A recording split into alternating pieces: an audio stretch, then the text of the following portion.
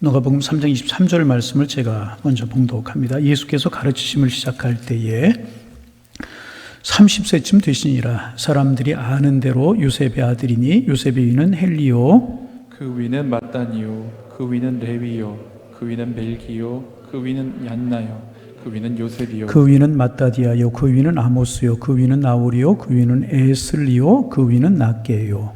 그 위는 마아시요, 그 위는 마따디아요, 그 위는 서머인이요, 그 위는 요색이요, 그 위는 요다요, 그 위는 요하나니요, 그 위는 레사요, 그 위는 수룹바벨이요, 그 위는 스알디엘이요, 그 위는 네리요.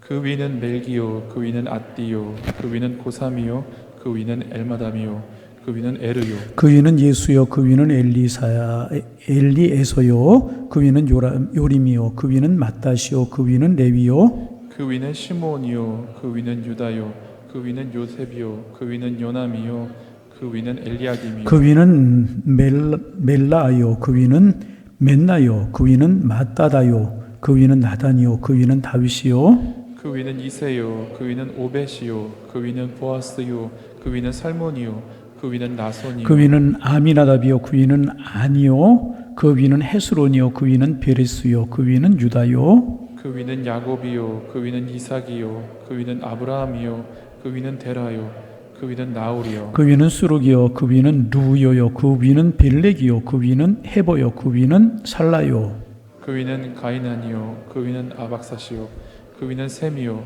그 위는 노아요, 그 위는 레멕이요, 그 위는 무드셀라요, 그 위는 에녹이요, 그 위는 야렛이요, 그 위는 마할랄렐이요, 그 위는 가이난이요, 그 위는 에노스요, 그 위는 셋이요, 그 위는 아담이요, 그 위는 하나님이시라. 예수께 성령의 충만함을 입어 요단강에서 돌아오사 광에서 40일 동안 성령에게 이끌리시며 마귀에게 시험을 받으시더라. 이 모든 날에 아무것도 접수시지 아니하시니 날수가 다음에 줄이신지라. 함께 보십니다. 마귀가 이르되 내가 만일 하나님의 아들이거든 이 돌들에게 명하여 떡이 되게 하라. 아멘. 우리가 이제 그 3장에서 세례 요한의 사역에 관해서 우리가 말씀을 나누면서 은혜를 나누었습니다. 그리고 이제 3장이 끝나갈 무렵이 되었잖아요. 점점 이제 누가가 예수님께로 집중을 합니다. 그리고 이 세례 요한이가 물러가고 예수님이 앞으로 전면으로 나서시는 그 사건을 예수님께 세례 받으시는 사건으로 그렇게 소개를 하고 있어요. 예수님이 세례를 받으시러 나오자 내가 주님에게 세례를 베풀어야 되는데 어찌 내가 주님에게 세례를 받아야 되는데 어찌 내가 세례를 베풀 수가 있겠습니까? 이렇게 하는 것이 하나님의 의의를 이루는 것이다. 그리고 우리 예수님 순종하셨잖아요. 그리고 예수님 세례 받으시고 물에서 올라오실 때 성령이 비둘기처럼 임하면서 이는 내 사랑하는 아들이요 내 기뻐하는 자라. 주님이 그 모습을 보시고 참 기쁘셨던 것 같아요. 인류를 구원하시기 위해서, 잃어버린 영혼을 구원하시기 위해서 예수님 이 땅에 보내셨는데 이제 준비하는 기간을 가지시고 이제 공생애로 나셔지는 그 예수님, 그리고 세례받으신 예수님의 모습을 보면서 우리 주님이 너무너무, 우리 하나님이 너무너무 행복하셨던 것 같아요. 그래서 내 사랑하는 자요 내 기뻐하는 자라. 하늘 문을 여시고 그런 음성을 들려주시고 영광스러운 모습을 보여주셨다는 것입니다. 지난주에 이야기했는지 모르겠지만 두 종류의 사람이 있죠. 하나님 앞에 기쁨이 되는 사람이 있고 하나님 앞에 근심이 되는 사람이 있습니다. 어떤 사람 하나님 앞에 기쁨이 됩니까? 하나님의 말씀 붙들고 순종하고 믿음으로 살려고 애를 쓸 때 우리가 하나님 앞에 기쁨이 되는 줄로 믿습니다. 늘 우리 하나님 앞에 기쁨이 되는 사람, 그럴지언정 하나님 앞에 근심이 드는 사람이 되어서는 안 될 것입니다. 요즘 누가 새벽 시간에 마태복음을 묵상하거든요. 마태복음 23장에 보면 예수님께서 7번이나 화 있을진저 그렇게 말씀하셨어요. 화가 있을 것이라고 하는 말씀은 뭡니까? 복을 받을 것이다, 잘 될 것이다, 그런 것입니까? 아니잖아요. 화가 있을지어다, 징벌을 받을 것이다, 그런 말씀이잖아요. 누구를 향하여서? 바리새인들과 서기관들을 향하여.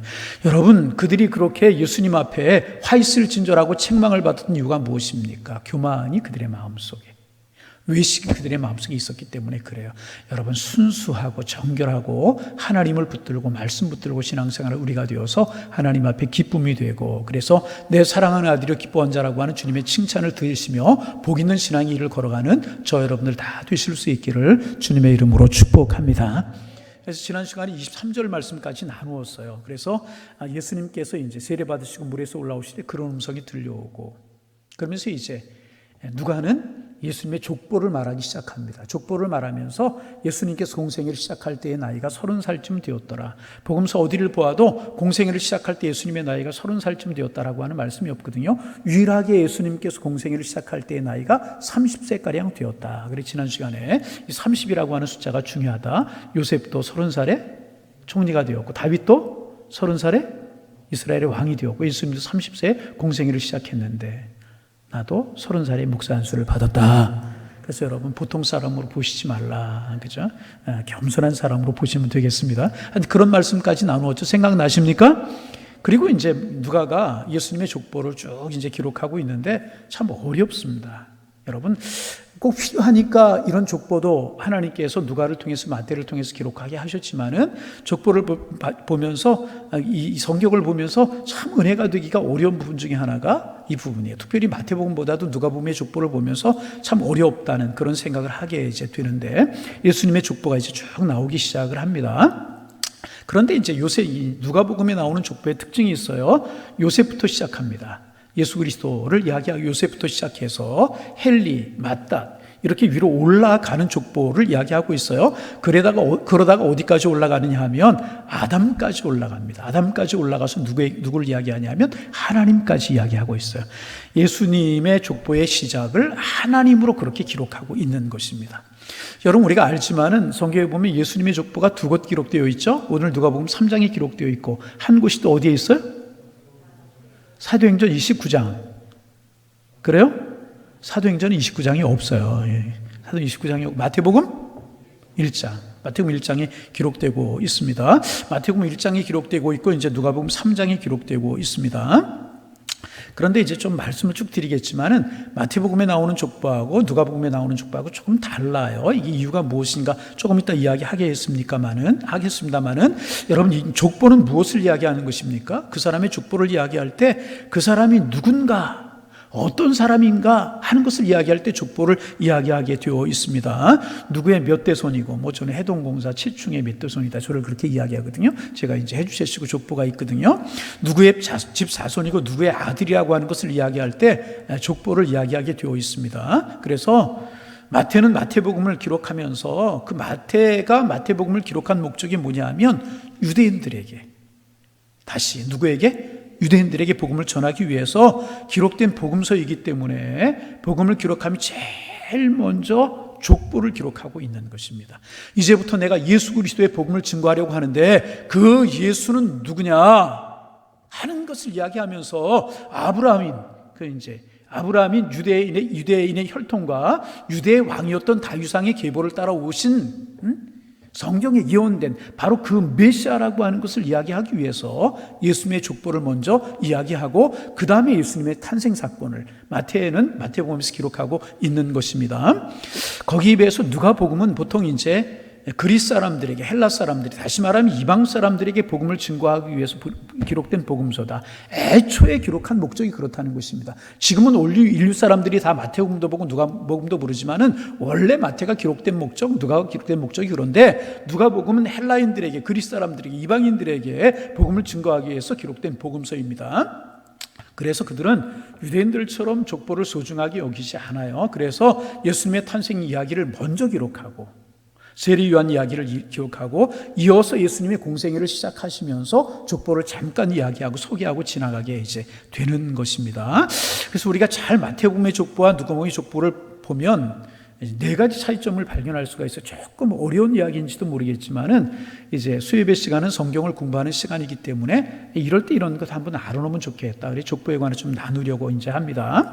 먼저 마태는 예수님의 왕적인 혈통을 강조해서 예수님의 족보를 이야기하고 있습니다. 서두에 말씀드린 것처럼 예수님이 누구냐? 예수가 누구냐? 유대인의 왕으로 이 땅에 오신 분이십니다. 그러면서 왕적인 혈통을 쭉 이야기하고 있는 것입니다. 그래서 마태복음에 나오는 족보는요 왕의 혈통입니다. 다윗, 솔로몬, 르호보암, 이렇게 쭉 내려가고 있어요. 다윗 이후에 쭉 그렇게 이제 아비야에서 아사의 유대인의 왕들로 쭉 혈통이 이어져 내려가고 있습니다. 거기에 비해서 누가복음에서는요, 세상을 구원할 영적인 제사장으로 오신 그리스도에 관해서 강조를 하고 있습니다. 그래서 마태복음의 족보는 왕의 혈통의 족보이고 누가복음의 족보는 만인의 제사장으로 오신 예수 그리스도다. 그렇게 이야기를 하고 이제 있습니다. 그래서 직접적인 예를 들어보면 이제 하나의 이야기지만은 다윗의 족보는 아브라함부터 쭉 내려옵니다. 14대를 내려오고 그 다음에 이제 다윗에게 솔로몬으로 내려가요. 다윗에게서 누구? 솔로몬이 다윗의 아들이었잖아요. 그리고 그 솔로몬의 아들이 누구냐면 르호보암으로 그렇게 내려갑니다. 그래서 왕의 족보가 이어지고 있는 것입니다. 그런데 누가복음의 족보는 위로 올라가는 족보라고 말씀을 드렸잖아요. 근데 중간에서 일치가 되면 누구에서 일치가 되냐 하면 이제 다윗에게 일치가 됩니다. 그러면 마태복음 다윗에게서 누구에게로 한다고 그랬어요? 다윗에게서 누구에게로 간다고요? 솔로몬으로 가고 솔로몬에서 누구로? 이렇게 가잖아요. 그런데 누가복음에 있는 족보를 보면 다윗은 똑같아요. 그런데 다윗에게서 누구에게로 가냐 하면 나단으로 갑니다. 나단이 누구예요? 그 다윗 시대의 제사장이요, 선지자이지 않았습니까? 제사장으로 가요. 그래서 이제 학자들은 이것이 제사장의 족보, 제사장의 반열이다, 이렇게 이야기를 합니다. 여하튼 왕의 혈통과 제사장의 혈통을 이야기하고 있다, 이것이고요. 두 번째는 뭐냐면 방향의 차이를 볼 수가 있습니다. 말씀드린 것처럼 아브라함과 다윗의 아들 예수 그리스도의 세계라. 마태는 이렇게 시작합니다. 그리고 밑으로 쭉 내려와요. 아브라함, 이삭, 야곱, 요셉, 다윗, 솔로몬, 이렇게 밑으로 내려오는 그런 족보를 기록하고 있는데, 누가는 예수 그리스도로부터 시작해서 올라갑니다. 예수 그리스도, 헨리, 아마 레위 쭉 위로 이제 올라가고 있어요. 내려오는 족보, 올라가는 족보다. 이게 뭔가 이제 조금 어려운 이야기 될 수 있지만은 이럴 때 그냥 한번 그렇구나. 그리고 이제 들어두시는 거, 지나가는 것도 괜찮을 것 같아요. 학자들이 그런 이야기를 하죠. 이것이 헤브라이즘과 헬레니즘의 차이다. 무슨 이야기인가? 유대주의라고 불리우는 헤브라이즘은 수직적인 것입니다. 계통 중심이라는 거예요. 그것에 비해서 그리스 문화, 로마 문화에 기초한 헤브라이즘은 밑에서 위로 올라가는 그런 구조라는 것입니다. 복음은 이제 헬레니즘과 헤브라이즘이 만나서 통합을 이룬 사건이다. 보통 그렇게 이야기하거든요. 다시 말씀드리면 헤브라이즘, 유대주의에서 시작된 복음이 헬레니즘, 그리스 로마의 옷을 입은 것이라고 그렇게 이야기를 합니다. 그래서 오늘 우리가 가지고 있는 이 복음은요, 헬레니즘, 유대주의적인 사고에 헤브라이즘의 옷을 입고 우리에게 전해졌다는 것입니다. 다시 말씀드리면 이제 유대주의적인, 유대문화적인 그 복음, 거기서 시작된 복음이 그리스 로마에 의해서 설명된 것이 하나님의 복음이다, 이렇게 이야기를 할 수가 있습니다. 누가복음에서 우리는 그런 모습을 볼 수 있다. 왜 누가가 그럼 이렇게 이야기하고 있는가? 그리스 로마 사람들에게 복음을 전하기 위해서 그런 문화를 따라서 족보를 기록할 때도 내려오는 족보가 아니라 올라가는 족보를 기록하고 있다는 것이죠. 그래서 여러분, 우리나라는요, 아직도, 여러분 보세요. 우리나라 아직도 동양적인 사고, 다시 말하면 헤브라이즘적인, 이제 그 헬레니즘, 헤브라이즘적인 사고를 하고 있습니다. 그래서 모든 것이 위에서부터 아래로 내려오는 구조로 되어 있죠. 그게 우리나라는 편해요. 그래서 그것을 편하게 받아들이고 있어요. 서열주의, 가문주의, 이런 것이다, 그런 것이라고 이야기를 할 수가 있습니다. 장점도 있고 단점도 있어요. 장점은 질서가 있고 공동체가 조용하다는 거예요. 그러나 단점은 발전에 더디다는 것입니다. 변화를 받아들이기가 힘들다는 것입니다. 그래서 앞장서 변화를 이끌고 나가는 것이 아니라 항상 변화를 뒤쫓아가기에 급급한 것입니다. 그런 마태의 특성과 누가의 특성이 예수님의 족보에서도 이렇게 나타나고 있다. 그런 문화적인 배경 때문에 수직적으로 내려오는 그런 족보를 마태복음은 기록하는 것이고, 그리고 그런 문화적인 차이 때문에 누가는 올라가는 족보를 기록하고 있는 것이다. 그렇게 여러분이 좀 이해를 하시면 되겠습니다. 그리고 이제 기원에서도 좀 차이가 있잖아요. 말씀드린 것처럼 마태는 그 기원을 아브라함부터 이야기하고 있는 것에 비해서 누가는 족보의 시작을 하나님부터 기록하고 있어요. 시작부터 달라요.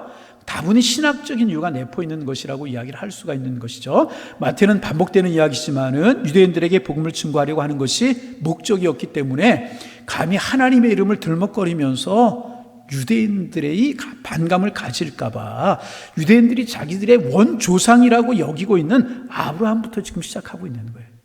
그 기록 목적이 유대인들에게 복음을 전하기 위해서 기록하고 있기 때문에 원조상, 그들의 가장 원조상이라고 이야기하는 아브라함부터 라고 이야기하고 있는 것이고, 그래서 마태는 유대인의 제일 어른인 아브라함부터 이제 족보를 시작하고 있고, 누가는 우주적인 그리스도, 우주적인 복음을 강조하기 위해서 하나님으로부터 그 복음을 시작하고 있는 것입니다. 그래서 이제 조금씩 차이가 있는 것이다, 그렇게 이야기를 할 수가 있고, 기원부터 다르다.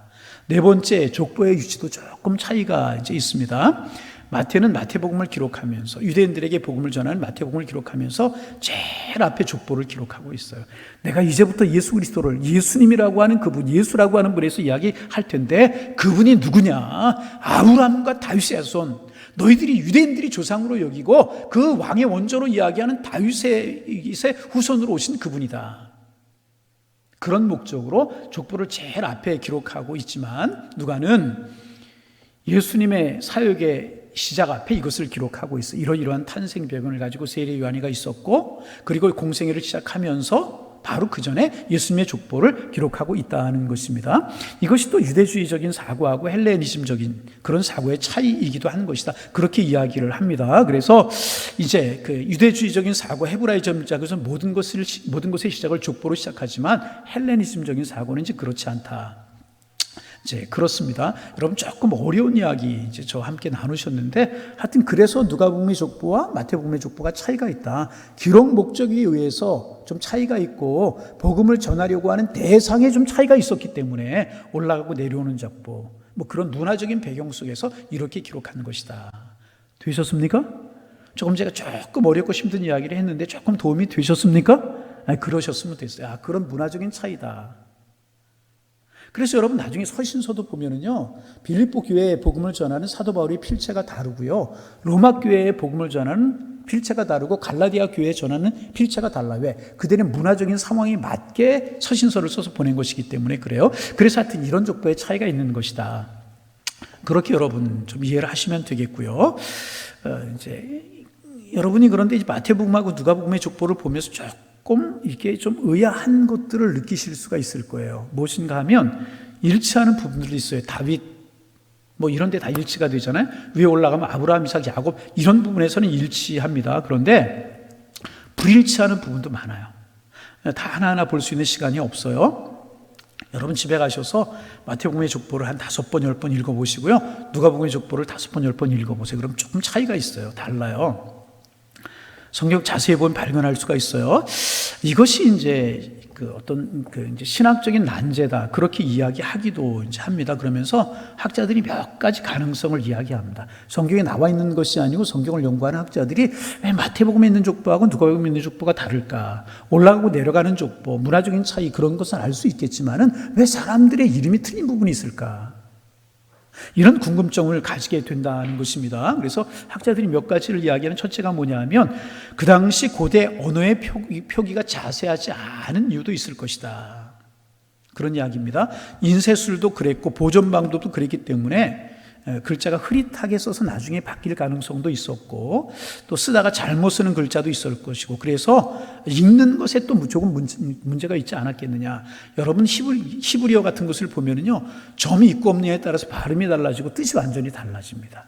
그래서 그런 차이에서 이런 조금 다른 것들이 나오지 않았느냐, 이렇게 이제 이런 가능성을 이야기하기도 하고, 또 하나는 뭐냐 하면, 직접적인 것으로 뭐냐 하면, 헤롯 왕이 유대의 왕으로 있었을 때에 이 헤롯이 정통성이 없는 사람이에요.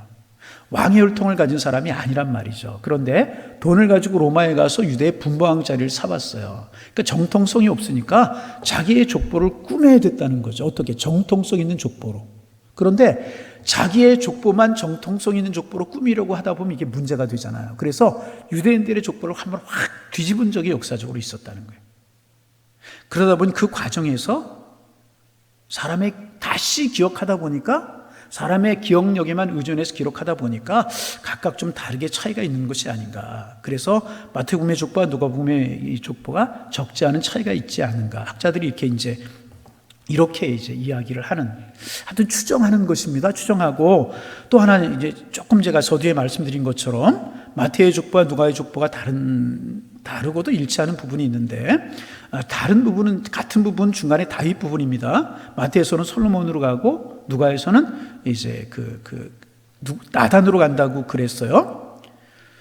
나단은 말씀드린 것처럼 다윗 시대의 제사장이었단 말이죠. 그래서 누가복음의 족보를 제사장의 족보로 본다. 제사장의 족보, 여기까지는 말씀을 드렸어요. 근데 학자들이 연구를 하면서 이런 이야기를 합니다. 그래서 이것이 내려가서 누구의 족보가 되는 것이냐. 마지막에 요셉 위에 헬리, 예수님 위에 요셉이고 요셉 위에 헬리가 되는데 헬리가 누구냐? 마리아의 아버지였을 것이다. 누구요? 마리아의 아버지. 그리고 제사장이었을 것이다. 그러니까 누가복음에 내려오는 족보는 제사장 족보, 마태복음에 내려오는 족보는 왕의 족보인데 요셉에게서 예수님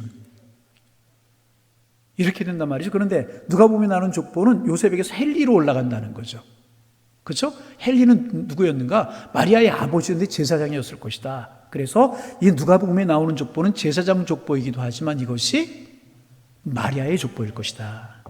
어디도 이것이 마리아의 족보라고 하는 증거는 없어요. 그러나 학자들이 추정을 하면서 그렇게 추정을 이제 하게 되는 것입니다. 그래서 요셉에게서 예수님에게서 모여지게 되는 거예요. 그래서 예수님은 뭐냐 하면 왕으로 오신 분이시고 만인의 제사장으로 오신 분이시고 또 만군의 선지자로 오신 분이시다. 그래서 여러분 동방박사가 아기 예수님을 경배하러 왔을 때 세 가지 예물을 가지고 오죠. 첫째가 뭐예요? 첫째가 주식, 복권, 로또 뭐 이렇게 가지고 그렇게 가지고 그냥 뭘 갖고 왔어요? 황금과 유황과 모략. 그런데 이 세 가지가 다 상징하는 거라고 그러잖아요. 황금은 왕권을 상징하는 것이고 유향은 제사장을 상징하는 것이고 향불을 피워서 하나님 앞에 제사하자. 그리고 모략은 치유하는 데 선지자를 상징하는 것이다. 그래서 예수님에게는 왕권과 제사장권과 선자권이 있는 것입니다. 그래서 학자들이 이 왕의 혈통, 이스라엘의 전통적인 왕의 혈통으로 탄생하신 예수 그리스도, 그리고 제사장의 반열, 선자의 반열을 통해 탄생하신 예수 그리스도의 기지가 하나가 된다. 그래서 마리아의 족보, 제사장의 족보와 왕의 혈통과 이제 예수님의 족보가 일치가 되는 것이다. 요셉의 족보가 일치가 되는 것이다. 학자들이 이제 그렇게 보는 것입니다. 설득력이 꽤 있기는 하지만 이게 정확하게 똑 떨어지는 그렇게 증명되는 것은 아직은 아니라고 이야기할 수가 있습니다. 그래서 이 부분은 성경의 많은 부분, 우리가 성경을 해석하면서 억지로 해석이 안 되는 부분들이 지금도 있어요. 지금도 있습니다. 난제들이 성경에 있어요. 앞으로 신학자들이 이런 것들을 연구하면서 밝혀낼 것이고 또 아무리 신학자들이 연구하고 노력하고 밝혀내려고 하지만은 밝혀내지지 않고 신비로 남는 부분이 있을 것이란 말이죠. 왜 그래요? 성경은요, 우리의 지식과 우리의 상식으로 다 알 수 있지 못하기 때문에 우리의 작은 지혜로 하나님의 세계를 어떻게 다 이해할 수 있겠습니까? 그래서 아마 영원히 신비로 남아있을지도 모르는 부분이 이 부분이 아닌가 그런 생각을 하게 될 것입니다. 발음의 차이인지 아니면 한 사람이 두 개의 이름, 세 개의 이름을 가지고 있었기 때문인지 옮겨 쓰다가 잘못 옮겨 쓴 건지 전 하나를 빼먹은 것인지 알 수는 없지만은 그런 가능성을 두고 학자들이 지금도 연구를 하고 있는 것입니다. 정확한 대답 어떤 학자들도 이야기하지 못한다 말씀을 드렸어요. 정확한 대답은 오직 누구만 하실까요? 누구만 아실까요? 하늘에 계신 아버지 하나님, 성령님만 아실 것 같아요. 우리가 천국에 가면 풀릴 수 있는 대답이 아닌가. 제가 이제 농담반 진담반으로 가끔 하는 그 이야기가 있죠. 야곱이 첫 장가를 들어갔을 때 레아인지 라헬인지 정말 몰랐을까? 이런 궁금한 것 주님 앞에 가면 물어보고 싶은데 이 족보도 하나님 앞에 가면 한번 물어보고 싶은 그런 대목 중에 하나라고 이야기를 할 수가 있습니다.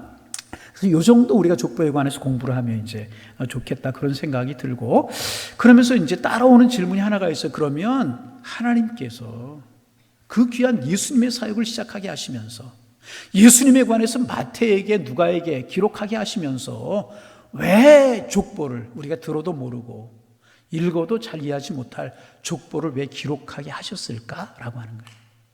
왜 족보가 성경에 들어가게 하셨을까? 그것도 마태복음에 한 번, 누가복음에 한 번 이 족보가 기록되게 하셨을까 하는 질문을 우리가 하게 되는 것이라는 것입니다. 이것도 하나님의 마음이지만은 우리가 추정할 수 있는 것이 있어요. 그것이 뭔가? 그것은 예수님께서 잘 들어보세요. 예수님께서는요 참 하나님이시고 참 인간이라고 하는 것을 보여주시기 위함이라는 거예요. 예수님이 누구세요?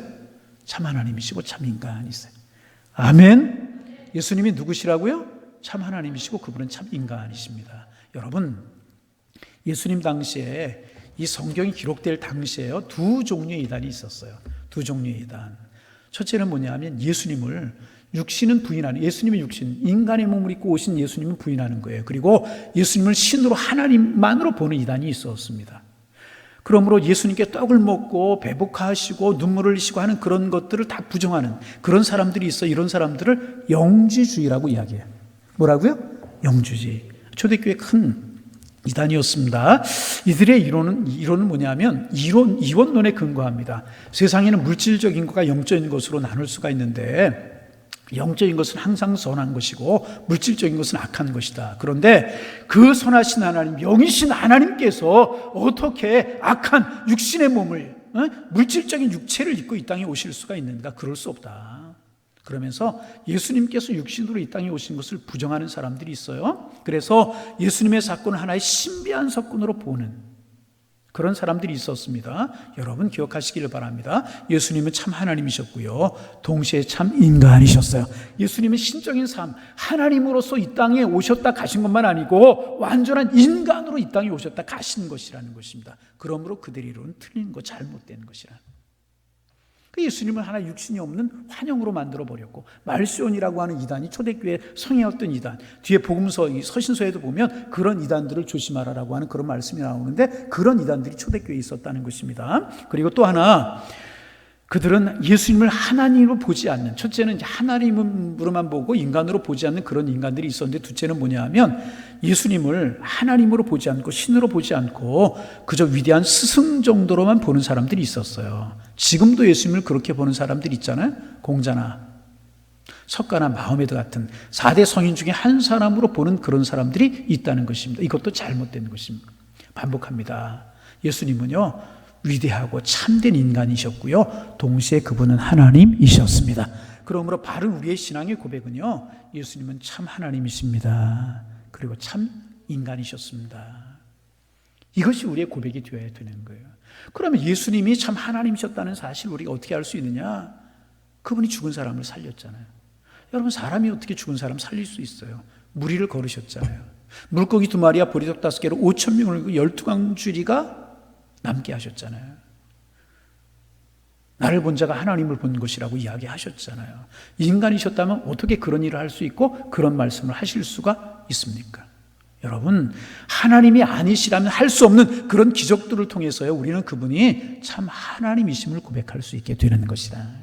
여러분, 예수님 참 하나님이셨습니다. 믿으시면 아멘. 그분은 참 하나님이셨어요. 하늘 보좌를 버리시고 이 땅에 오신 하나님 본체이셨다는 거예요. 나를 본 자는 하나님을 보았다, 그렇게 말씀하셨잖아요. 동시에 우리는 그분이 참 인간이셨다는 것을 우리가 복음서를 통해서 볼 수 있잖아요. 나사로가 죽은 것을 보시고 눈물을 흘리셨어요. 애정을 가지셨고 감정을 느끼셨다는 이야기입니다.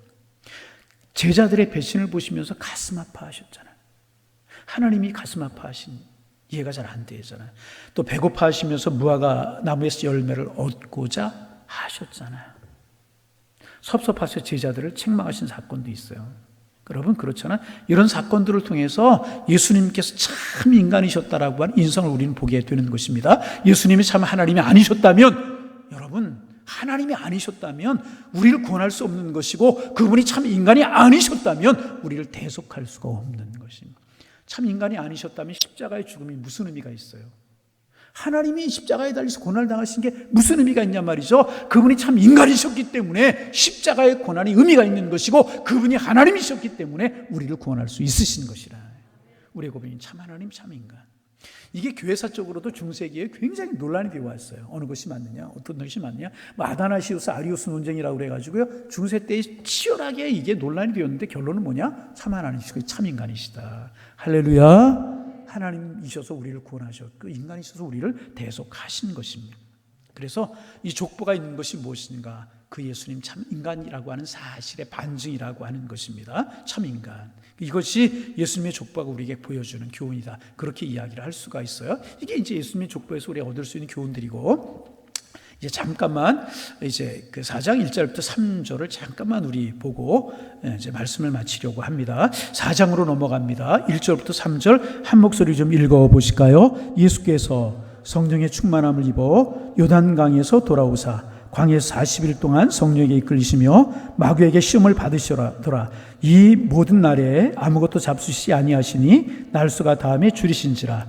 마귀가 이르되 내가 만일 하나님의 아들이거든 이 돌들에게 명하여 떡이 되게 하라. 오늘 여기까지만 이제 잠깐 묵상하고 말씀 마치고 다음 주에 우리가 묵상하게 될 텐데, 이제 마태복음에 보면 예수님께 세례 받으시고 바로 성령에 이끌려서 광야로 나가시는 것으로 되어 있고, 누가복음에는 세례 받으시고 족보가 나와 있고, 그리고 예수님께서 광야로 나가셔서 세례 받으시는 것으로 그렇게 되어 이제 있습니다. 여러분, 그리고 이제 이 시험 받으시는 말씀도 보면 조금 차이가 있어요. 오늘 본문에 보면 이제 광야에서 40일 동안 성령에 이끌리시며 마귀에게 시험을 받으시더라. 그러니까 40일 동안 금식하시면서 계속해서 마귀에게 시험을 받으신 것으로 되어 있고, 마태복음에 보면 이제 금식을 끝내시고 시험 받으시는 것으로 그렇게 되어 있습니다.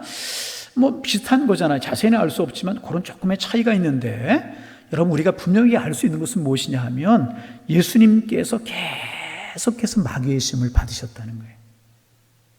공생애 동안 받으신 것이 아니고 예수님이 태어날 때부터 마귀의 시험을 받으셨어요.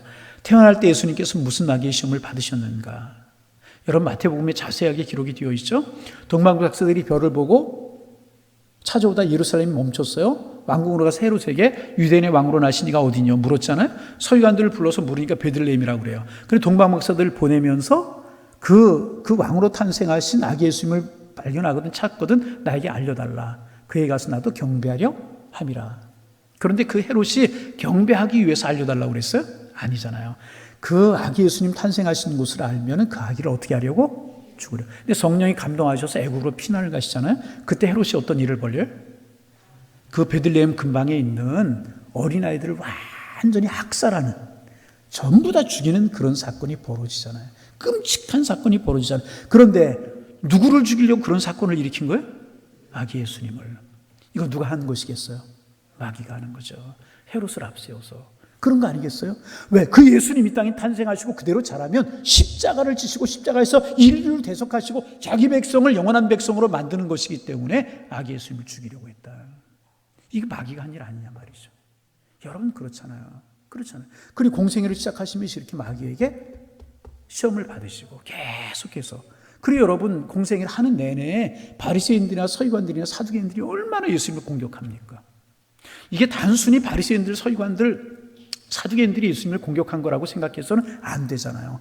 계속해서 예수님의 십자가를 막으려고 하고요. 계속해서 예수님의 길을 막으려고 하고 예수님께 도전하는 것, 사탄이 공격하는 것이라. 그뿐입니까? 가이사랴 빌립보에서 사람들이 나를 누구라고 하느냐? 누구라고 합니다. 그럼 너희는 나를 누구라고 하느냐? 주는 그리스도시요 살아계신 아들이십니다. 자, 자신 있는 말씀이 나올 때는 같이 하는 거, 살아계신 하나님의 아들이십니다. 할렐루야. 그런 고백을 들으시고 예수님께서 바요나 시몬아 복이 있다 말씀에서 순환을 처음으로 예고하셔요. 그때 베드로가 어떻게 해요? 그리마옵스 맞고 나서잖아요. 십자가를 맞고 나서잖아요. 사탄아 물러가. 베드로가 금방 천국 열쇠를 받고 금방 사탄이 될 수 있는 것이겠어요? 그 뒤에서 사탄이 베드로를 잠깐 동안 조종한 것이죠. 그뿐입니까? 예수님이 십자가에 달리셨을 때 내가 하나님의 아들이거든 뛰어내려라. 계속해서 마귀가 예수님을 도전하는 거예요. 계속 도전하는 중심의 내용이 뭐예요? 십자가를 지지 말라 하는 거예요. 십자가를 가로막으려고 하는 거예요. 여러분 아주 좀 몇 년 됐죠? 한 10년 넘은 것 같은데 우리 교회 짓기 이전이니까 10년 훨씬 더 넘은 일인 것 같아요. 패션 오브 더 크라이스트라고 하는 영화가 있었죠. 그때 우리 교인들 몇몇 분들 보러 갔던 적이 있었어요. 제가 가자고 그래서. 거기 여러분 여러 가지가 나오지만은 중간중간 사탄이 살짝 나오는 거 여러분 그 영화 보셨어요? 못 본 분들은 지금 CD라고 이런 것도 구입을 해서 좀 보시면 영화 들어가면 보실 수 있을 거예요. 한번 보시는 것도 좋을 거예요. 계속 예수님을 따라다니고 예수님의 십자가를 막으려 예수님의 사역을 반대하는 집요하게 따라다니는. 여러분 보세요. 예수님이요 성령이 금식기도 하시고 성령이 충만하셨단 말이죠. 세례 받으시고 비둘기가 같이 성령이 임하신 성령이 충만한 상태였는데 마귀가 예수님을 시험했다는 거예요. 그 예수님 생애 내내 시험한 그 사탄, 여러분 우리 가만 내버려 두겠어요? 우리를 넘어지게 만들고 쓰러지게 만들고 자기 편으로 만들려고 집요하게 우리를 시험할 때 있다. 예수님이 시험하는 마귀 보세요. 얼마나 교묘한지 몰라요. 오늘 성경 공부 시간에 그런 이야기 했지만 이렇게 머리 풀어헤치고 손톱 기르고 뻐둥 이렇게 나고 피 흘리고 이렇게 오면 마귀 사탄인지 모를 사람 누가 있겠어요? 그렇게 절대로 오지 않습니다. 우리의 마음속에 교묘하게 우리 약점을 통해서 우리를 공격한다는 거죠. 기도해도 오고요. 말씀 많이 읽어도 오고요. 성령 충만해도 오고요. 오게 돼 있어요. 그러나 염려할 것 없습니다. 왜 그래요? 우리는 이기게 되어 있습니다. 누구의 이름으로? 예수의 이름으로. 예수님 보세요. 그럴 때마다 한 번이라도 사탄의 시험, 마귀의 공격 지신 적이 있어요? 이 바리새인 서기관들이 얼마나 집요하게 예수님을 공격해요. 가이사에게 세를 내야 되느냐 말아야 되느냐, 뭐 형제가 7 있었는데 죽으면 누구의 아내가 될 거냐, 아주 집요하게 아주 그런 거 가지고 예수님이 시험하잖아요. 근데 예수님 그때마다 얼마나 통쾌하게 마귀의 시험을, 바리새인들의 시험을 뿌리치십니까? 그리고 완전히 마귀가 박살나는 것은요, 예수님의 십자가라는 거예요. 그러기에 마귀가 예수님의 십자가를 막으려고 했다는. 그런데 예수님께 십자가에 승리하심으로 마귀의, 죄송합니다, 마귀를 대가리라고 하는 게 맞겠죠? 완전히 박살난 거예요. 마치 그런 겁니다. 한두 번 말씀드린 것 같은데, 뱀 같은 뱀을 보면 사람들이 머리를 치잖아요. 그럼 뱀이 죽었어요. 근데 꼬리가 움직여요. 신경이 살아있는 거예요. 마찬가지입니다, 여러분. 십자가에서 마귀는 완전히 박살나고요, 완전히 패배했어요. 그 잔당들이 지금 남아서 우리를 공격하는 거예요. 그러니까 우리는 마귀와의 싸움에 이미 이긴 싸움을 싸운 것이다. 혈과 육의 싸움이 아니 영적인 전쟁을 벌이는 것인데, 예수님께 십자가에서 이겨놓으셨기 때문에 우리는 이긴 싸움을 싸우는 것이라는 것입니다. 염려하지 마시고요, 십자가 붙들고 예수 복음 붙들고 주님의 은혜 붙들고 우리의 믿음을 걸어가면 예수님께서 이기셨던 것처럼 우리도 이기게 되는 것이라. 두려워하지 말고 염려하지 말고 움츠러들지 말고 우리의 환경 때문에 우리의 신앙 절대로 퇴보하지 말고 주님 붙들고 말씀 붙들고 나가면 우리 주님 이기셨던 것처럼 우리도 이기게 될 줄로 믿습니다. 족보를 통해서 참 하나님, 참 인간인 것임을 우리에게 보여주고 계시네요. 왕이시고 제사장이라고 하는 사실, 만왕의 왕 만주로 오신 분이라고 하는 사실을 보이시고 이 시험을 이기시면서 우리도 이길 수 있다는 사실을 보여주시니 예수님 붙들고 영적인 싸움에 승리하는 우리 양일의 권속들 다 되실 수 있기를 주님의 이름으로 축원합니다. 축원합니다. 기도하겠습니다.